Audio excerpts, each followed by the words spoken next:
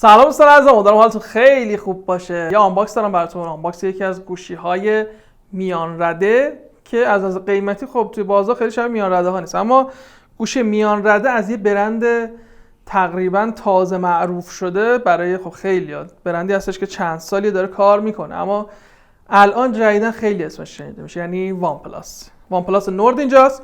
بریم با هم آنباکسش کنیم، ببینیم داخل این جعبه چه خبره. یک مقداری هم با خود گوشی از نظر سخت افزاری و ظاهر آشنا بشیم و ببینیم که حس اولیه‌اش چیه. ادامه ویدیو همراه باشید.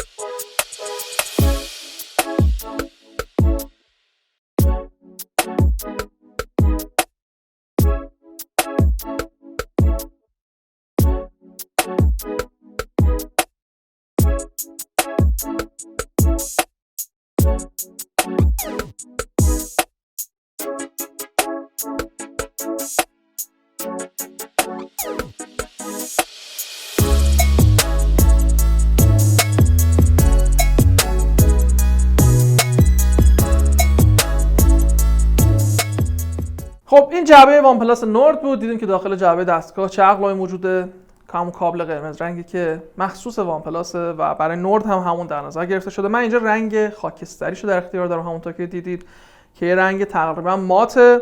حس خیلی خوبی میده همون اول وان پلاس نورد بهتون. گوشی تقریبا جمع و جوریه، اندازه خیلی بزرگ و از هم در رفته‌ای نداره و توی دست خیلی خوب جا میگیره. میتونید بهش به عنوان یه گوشی خیلی خوش‌دست نگاه کنید، اما خب تو بررسی بیشتر در موردش صحبت می‌کنیم. سمت راست دستگاه کلید پاور می‌بینیم به همراه کلیدهای اسلایدی که مخصوص گوشی‌های وان پلاس هستن و تو سه تا حالت قرار می‌گیرن: سایلنت و ویبره و رینگ یا همون زنگ. بالای گوشی میکروفون دوم دیده میشه، سمت چپش کلیدهای ولوم قرار گرفتن، پایینش هم درگاه تایپ سی، اسپیکر، میکروفون اصلی و درگاه سیم کارت ها هستش. توی قاب پشتی دستگاه 4 تا لنز بر دوربین اصلی در نظر گرفته شده که قابش که یک کمکی بیرون زده است از قاب پشتی و به صورت زیر هم چیده شدن. یه صفحه نمایش هم اینجا داریم که اندازه 6.44 اینچی داره و بالاش هم 2 تا دوربین رو می‌بینیم که دوربین های سلفی هستن و سمت چپ به صورت حفره قرار گرفتن. جنس بدنی وان پلاس نورد توی قاب پشتی از شیشه است و فریمش پلاستیکیه. حالا با هم می‌بینیم که توی بررسی این گوشی چه عملکردی داره و چه جور گوشی اصلا. تو بخش‌های مختلف با هم صحبت می‌کنیم و در مورد مزایا و معایبش هر چیزی که پیدا کردم بهتون توی مدت میگم. این وان پلاس نورد یه گوشی که به نظر میاد گوشی خیلی خوش دستیه و اون حس اولیه که بهتون میده حس بسیار مناسب و درخور یه گوشی تقریبا گرون قیمته. ممنون از اینکه تا آخر ویدیو همراه من بودید. امیدوارم که این ویدیو رو دوست داشته باشید. اگر از این ویدیو خوشتون اومد لطفاً رو با دوستان خودتون هم به اشتراک بذارید و اگر از یوتیوب دارید نگاه میکنید لطفاً سابسکرایب کنید. خدا نگهدار.